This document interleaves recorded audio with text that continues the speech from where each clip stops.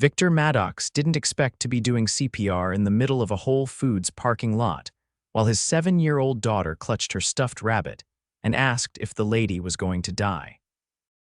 "Call for help, Jules," he said, his voice tight with panic, sweat beading on his forehead as he pressed down on the woman's chest.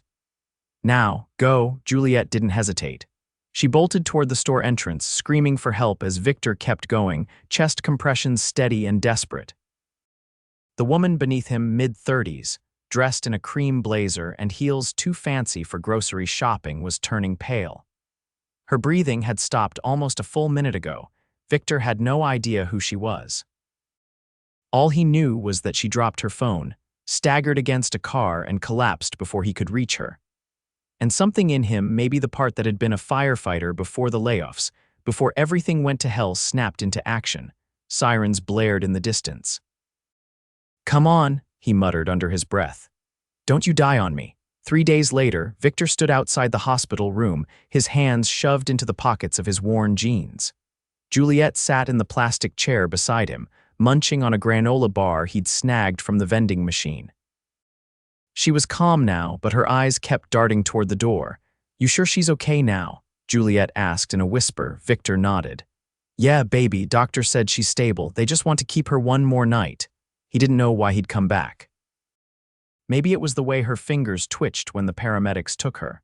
Or maybe it was Juliet asking him if they'd ever see the fancy lady again. He'd left his number with the nurses, just in case. He hadn't expected a personal call from her assistant, asking if he could stop by. The door opened.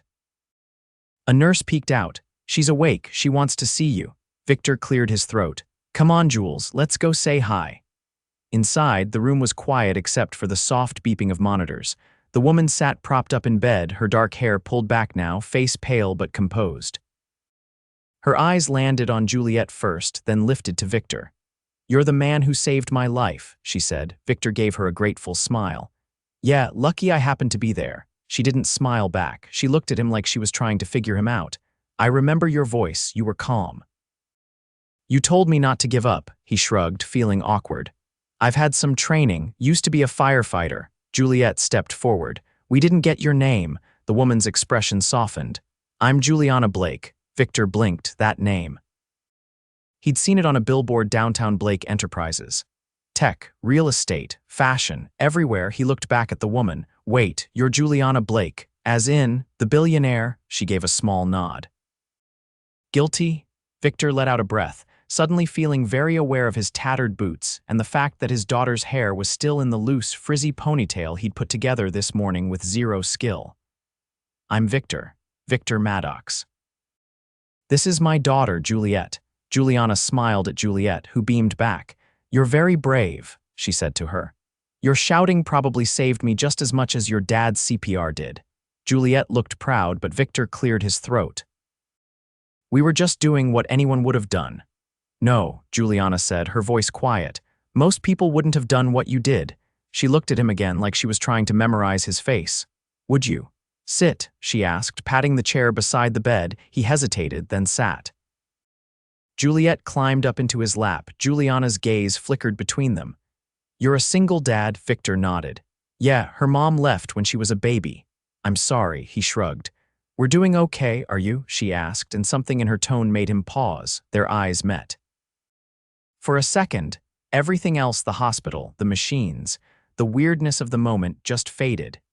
He was the one who looked away first. A week later, Victor's world turned upside down again, this time in the middle of his shift at the auto shop. "She's here," Marcus, his boss, barked from the office doorway. "Some lady in a black car asking for you."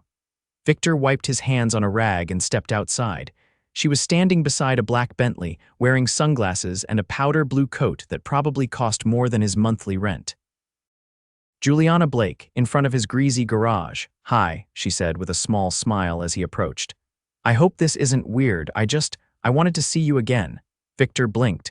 "You came to a body shop in Southside to see me." She took off her sunglasses. "You saved my life." "I figured I owed you at least one lunch. I'm working." "I already cleared it with your boss. He said you could take the rest of the day off." Victor turned toward the garage windows. Marcus gave him a thumbs up and disappeared back inside. He looked back at Juliana. You really don't take no for an answer, do you? Her smile widened. Not usually. Victor sighed, tossed the rag onto his workbench, and looked down at his stained shirt. I'm not exactly dressed for anywhere fancy. I don't care. He followed her to the car, his heart thudding a little harder than it should have. This felt like a dream. A strange, surreal dream where a billionaire showed up at his job and asked him to lunch. Inside the car, the seats were butter-soft leather. She didn't have a driver. She drove herself.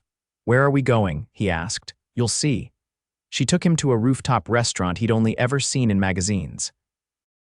The kind with velvet curtains, gold-plated silverware, and a view of the skyline that made your breath catch. He felt out of place the second they walked in, but Juliana didn't treat him like he didn't belong. She laughed at his jokes, asked about Juliet, wanted to know everything about his life. Why are you really here? Victor asked finally when the waiter walked away with their dessert plates. Juliana's smile faded just a little. Because something about you won't leave me alone, he frowned. What do you mean? I've been surrounded by people who want something from me my whole life. But you didn't see a billionaire, you just saw someone who needed help, and you didn't hesitate. I didn't do it for attention or I know, she said, her voice soft. That's exactly why you're different. Victor looked at her across the table, this woman who shouldn't have anything in common with him, and yet, it didn't feel like a fantasy. It felt real, and it scared the hell out of him. You think this makes sense? He asked. You and me. I don't care if it makes sense, she said. I care that I haven't stopped thinking about you since you knelt beside me in that parking lot. Victor leaned back in his chair, staring at her, Juliana Blake. And for the first time in a long time, he wondered if something bigger than luck had brought them together. Victor paced the sidewalk outside the tutoring center, glancing at his watch for the third time in 5 minutes. The fall wind had picked up, tugging at the collar of his jacket while leaves scraped across the pavement. Behind the glass window, Juliet sat at a round table with her tutor, bent over a workbook, pencil gripped in her hand. Her brow was furrowed in concentration, tongue poking slightly from the corner of her mouth. He should have been focused on her, on dinner, on the overdue energy bill waiting in his mailbox at home, but his thoughts kept circling back to Juliana. 2 days had passed since that rooftop lunch. He'd expected that to be it, some spontaneous act of gratitude from a woman who lived in a world he barely understood. But that night, she'd called. Not her assistant, her. Asking if Juliet had liked the cookies she'd sent, telling him she'd cleared her schedule just to hear his voice. And now, she'd invited them both to a charity gala, not just invited, insisted. She wants us to go, Juliet asked from the backseat as they drove home later. To a real party, Victor tapped his fingers against the steering wheel. It's not really our kind of thing, kiddo. Juliet leaned forward, her eyes wide. Do we have to wear costumes? No, grown-up fancy, not Halloween fancy. Like Cinderella, Victor snorted. More like tuxedos and high heels, I guess. Juliet sat back with a dreamy sigh. I bet she has a dress that sparkles. Victor didn't answer, because he had no idea what he was doing. He didn't own a tux. Juliet's nicest shoes had Velcro straps. And yet, when he'd told Juliana he wasn't sure it was a good idea, she'd said something that stuck with him. Don't worry about fitting in, Victor. Worry about showing up. Now, standing in front of his bedroom mirror in a rented black suit that fit a little too snug around the shoulders, he felt like a fraud. He ran a hand through his hair, then turned as Juliet stepped into the room. Wow, she whispered. She wore a deep blue dress with a satin ribbon tied at the waist and a pair of silver ballet flats. Juliana had sent it over with a handwritten note that simply read, "Every princess deserves a gown." Victor crouched, adjusting the hem of her dress. You look like royalty, kid, she beamed. You look like a secret agent. He laughed, but his stomach twisted. He'd never set foot in a ballroom. When the car arrived sleek and black with a driver in a cap, Victor hesitated for a full 10 seconds before opening the door. Inside, the seats were stitched with cream leather, and Juliet gasped when she saw the tablet built into the side panel. Juliana was waiting for them at the entrance to the venue, a towering museum with columns lit gold under the night sky. She wore a fitted navy gown that shimmered under the lights, her hair swept into a low twist. Victor stepped out first, then helped Juliet down carefully. Juliana's eyes lit up when they approached. "You both look incredible," she said. "Juliet, that dress was made for you." Juliet twirled once, giggling. "Thank you, I feel like a movie star." Juliana crouched to her level. "Well, tonight you are one." Victor watched her with quiet amazement. She didn't just toss compliments, she meant them. She made people feel seen, something he wasn't used to. Inside, the room pulsed with soft music and the low hum of conversation. Crystal chandeliers hung from the vaulted ceilings, and waiters in black ties circulated with trays of champagne and tiny hors d'oeuvres. Juliana led them toward a table near the front, nodding to people as they passed. She leaned toward Victor.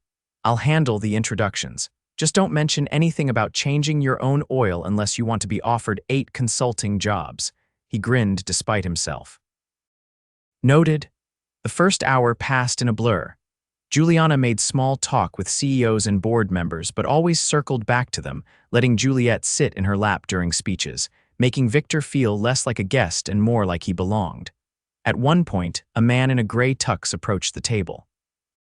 He was older, heavyset, with a ruddy face and thick gold watch. "Juliana," he said with a stiff smile.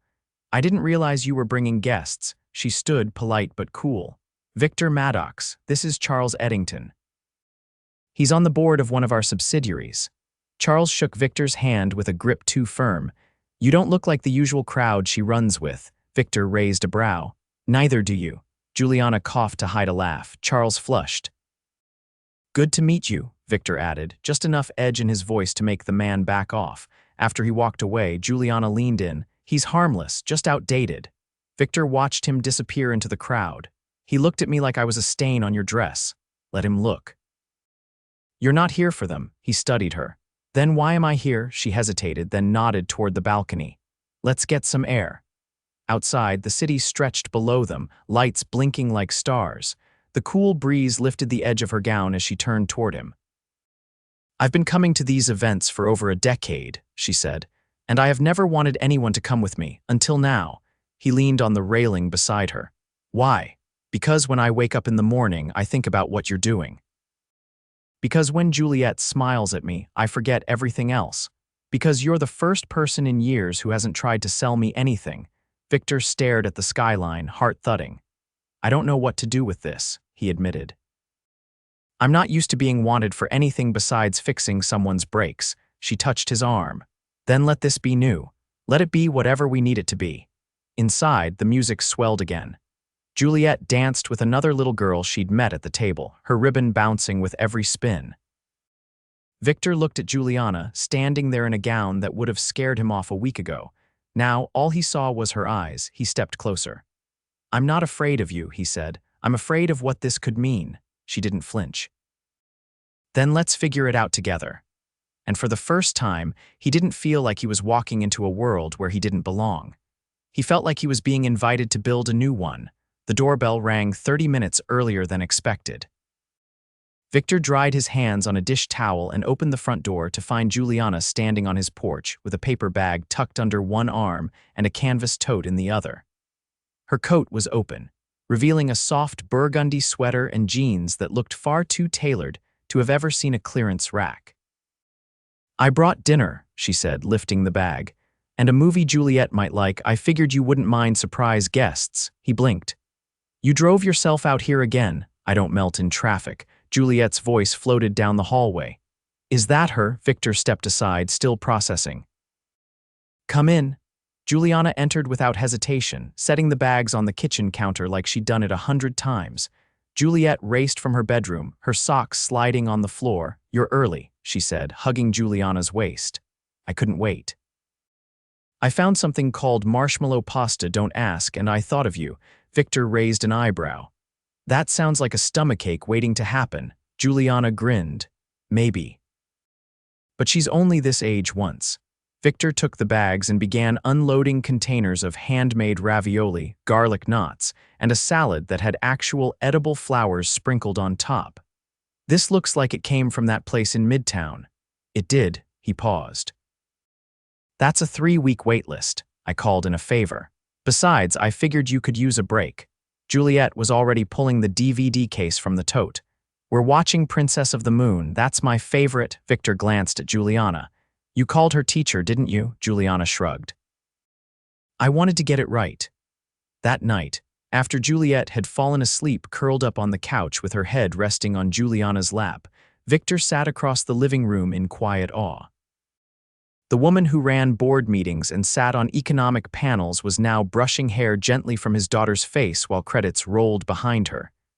You didn't have to do any of this, he said. I know. I mean it. You didn't have to show up or plan a night around us. Or remember what movie she loved. Juliana looked up. I wanted to. Victor leaned forward, resting his elbows on his knees. You keep saying that, like this is easy. It's not easy, she said, but it's honest, and I'm tired of things that aren't. He let that hang between them. You know, the more time you spend with us, the messier it's going to get. I'm not afraid of messy. He studied her. You've lived in penthouses and walked red carpets. I live 3 blocks from a laundromat that smells like boiled socks. You're not afraid of messy yet. She didn't flinch. Then show me what messy looks like. I'm not here because I'm bored, Victor. I'm here because something about this about you feels more real than anything I've had in years. He didn't know what to say to that. Juliana gently adjusted Juliet's blanket. When I was 15, my father had chest pains during a board meeting. He ignored them, said it was stress. 2 weeks later, he collapsed in his office. He didn't make it. Victor's throat tightened. I'm sorry. He didn't get a second chance. I did. That matters. He nodded slowly. So this is about more than gratitude. It stopped being about gratitude the moment you made me laugh in that garage. Juliet stirred in her sleep, and Juliana stood, careful not to wake her. She crossed to Victor and stood in front of him, close enough that he could smell her perfume, light, floral, completely different from the grease and soap that clung to his own skin. Don't push me away because you think I haven't thought this through, she said. I have. Victor swallowed hard. You're not scared of what people will say. They already talk. Let them. He reached up, brushed a loose strand of hair from her cheek. I don't know how to do this. I've never had anything like this before. Then let's learn together. The words were simple, but they hit deep. He'd spent years surviving. Now he was being offered something more. Later, after she left with a promise to call in the morning, Victor stood in the doorway and watched her car disappear down the street. He didn't go back inside right away. He needed a minute to believe this was really happening. Across the hall, Juliet stirred and mumbled something in her sleep. He walked over, lifted her gently, and carried her to bed. As he tucked the blanket around her, she opened her eyes for a moment. She's like a wish, she whispered. Victor ran a hand over her hair. Yeah, baby. She kind of is. But even wishes came with consequences, and he had a feeling those were just around the corner. Victor stood at the edge of the marble staircase, stiff in a charcoal gray suit he didn't remember agreeing to wear. The ballroom below shimmered with candlelight, and a string quartet played something soft and haunting, just below the hum of conversation. The annual Blake Foundation Gala was halfway through, and already he'd shaken more hands than he had in the last 5 years. Juliet was in the care of Juliana's executive assistant, who had taken her for the evening to a nearby children's museum event tailored for VIP families. Juliana appeared at his side, her hand resting lightly on his arm. I was worried you'd disappear. I thought about it, Victor admitted, scanning the room, but there's no fire escape. Juliana's gaze followed his. Not your scene. Not even close. She exhaled slowly, her fingers curling more firmly around his arm. Something's wrong. I got a call this morning, he said, watching a waiter refill champagne flutes. The landlord wants to sell the building, no new lease, and no one's buying a mechanic's shop with 1 week's notice. Juliana turned toward him, her face unreadable. You should have told me. I don't want handouts. I didn't offer one. Victor stepped back, shaking his head. You didn't need to. You're used to solving problems by writing checks. I'm not. I'm used to solving problems with the tools I have, she corrected. Just like you are. The only difference is mine come with embossed letterheads. He looked away, jaw tight. I came here tonight because you asked me to, but I can't pretend like this doesn't feel like I'm tagging along in someone else's life. You're not tagging along, she said. You're standing beside me. He didn't answer. The music shifted and the crowd began to drift toward the dance floor. Juliana glanced toward the open space, then back at him. I know how this looks, she said, but I didn't bring you here to parade you around or prove a point. I brought you because I wanted you here. I don't care what they think, Victor said. It's not about them. It's about when this ends, when the party's over and you go back to your world and I go back to mine. She stepped in close, her voice low. If that's what you believe, then you don't know me like I thought you did. He met her eyes, but his chest ached. I'm not afraid of hard, she said. I'm afraid of giving up on something that feels right. Before he could respond, a man in a tailored midnight blue tux approached. Juliana, he said with a practiced smile. They're ready for you, she nodded, her expression tightening. I'll be right there. The man gave Victor a once-over before disappearing into the crowd. Victor exhaled. I didn't mean to pick a fight. I didn't ask you here for peace and quiet, she said. Stay. He hesitated. She stepped away, leaving him in the shadow of the staircase. An hour later, he stood on the balcony alone, the sounds of the gala muted behind glass. The skyline stretched beyond the railing, cold and endless. He'd made it this far, but it felt like standing on the edge of a different life with no idea if he could leap. The door opened behind him. I thought I'd find you here, Juliana said, arms wrapped around herself against the chill. I needed air, she joined him at the railing. I grew up in rooms like this. My mother taught me how to pick the right fork and smile without blinking, but I never learned how to know when someone truly cared. He glanced at her. You think I don't care, I think you're scared, she said. And I think if you walk away now, you'll regret it for the rest of your life. Victor swallowed. I've already lost enough. Then stop running from something that wants to stay. He turned toward her fully. You're not scared, not even a little, her voice was steady. I was terrified the night I collapsed. Everything I built could have ended in a heartbeat. But what scared me more was dying alone, with no one beside me who knew the real version of me, not the press release, not the stockholder, but the woman who likes takeout and bad reality TV. He let silence settle between them. This isn't about money or image, she said. It's about whether we trust each other enough to try. Victor stepped forward, close enough to feel the warmth of her skin. I trust you. That's not the problem. Then what is? I don't know how to stop expecting this to disappear. Juliana reached into her coat pocket and pulled out a folded slip of paper. She handed it to him. He opened it slowly. It was a deed transfer, with his name on it. The shop, he said, stunned. I bought the building this morning. You'll pay $1 a year, no strings. He looked up, heart racing. Why? Because I believe in what you're building, and because I want a life with you that doesn't require you to lose yourself to have me. He stared at the paper, then at her. For once, she said softly, let someone catch you. Victor didn't speak. He stepped forward and pulled her into his arms, burying his face in her hair. The city blurred behind them. Later, when the gala ended and the cars rolled away, they stood on the sidewalk together, Juliet asleep in the backseat of the Blacktown car. Come home with us, he said quietly. Juliana's eyes filled, but she nodded. Yes. And in that moment, nothing else mattered, not the world they came from, not the differences, not the fears. Only the truth that had grown between them. She hadn't just fallen for him, she'd chosen him, and he was finally ready to choose her back. Victor adjusted his grip on the bouquet of golden peonies, unsure if they were too much. Juliet had insisted he bring flowers, and after 30 minutes of browsing the florist's cooler, she'd pointed at the brightest ones with a firm nod. They look like sunshine. Give her sunshine. Now, standing in the private lobby of Blake Tower's top floor, the nerve center of Juliana's empire, he suddenly felt like a mechanic bringing a wrench to a surgery. A receptionist offered him a gracious smile and gestured toward the elevator without asking for his name.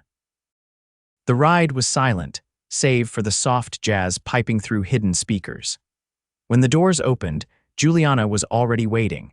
She wore a crisp white blouse tucked into slate gray trousers, and her hair was pulled into a low ponytail that somehow made her look even more powerful. You brought sunshine, she said, eyeing the bouquet with amusement. Juliet's idea, Victor replied, stepping out. She said you needed something that didn't come with a stock report. Juliana tilted her head. She's not wrong. He handed her the flowers. I missed you. She looked at him, eyes softening. It's been 2 days. That's too many. She didn't speak for a moment, Then she reached for his hand and guided him toward a glass-walled conference room where the skyline stretched behind her desk like a painting. But instead of sitting at the head, she perched on the edge and patted the spot beside her. "I want to talk to you about something," she said as he dropped into the chair. "Sounds serious." "It is," she said. "But not in the way you think." She reached into a folder and pulled out a document, sliding it toward him.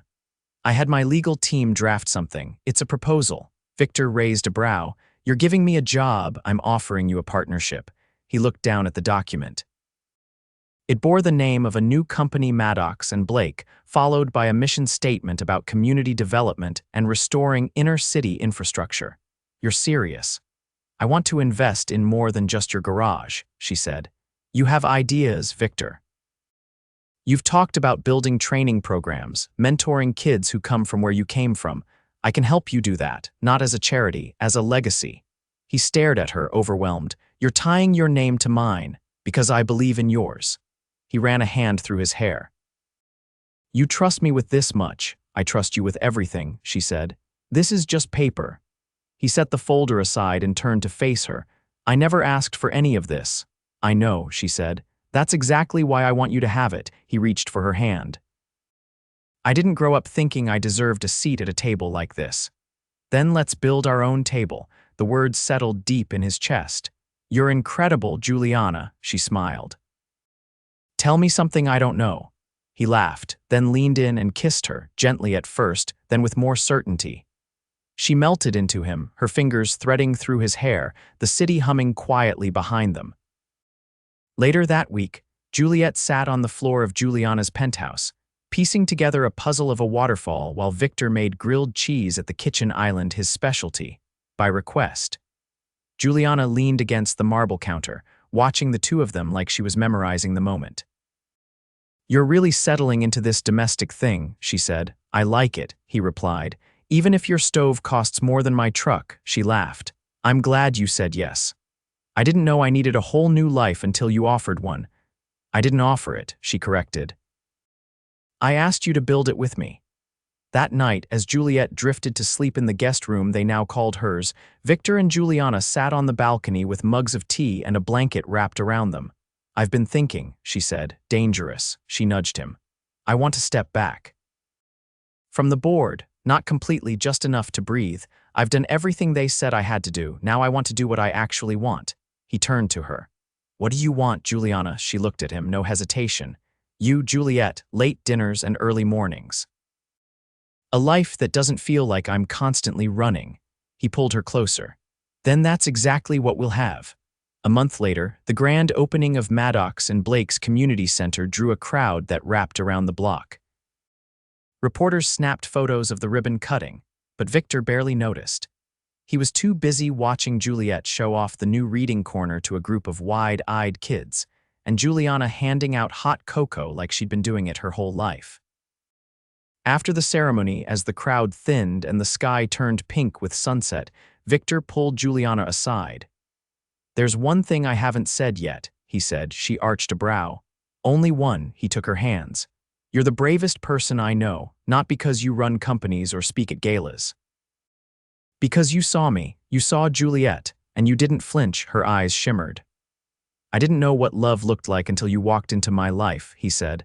"And now I can't see my life without you." She stepped forward. "Then don't." He kissed her there, in the middle of the new lobby, surrounded by the future they had built together. That night, back at their home, a place they'd chosen together, with a backyard big enough for Juliet to chase fireflies, Victor tucked his daughter in and kissed her forehead. "Happy?" he whispered. She nodded, half asleep. "She's our wish." He turned off the light and stepped into the hallway, where Juliana waited in the doorway of their bedroom, barefoot and smiling. They didn't need fancy galas or skyscrapers to prove anything now. They had each other. And that was everything.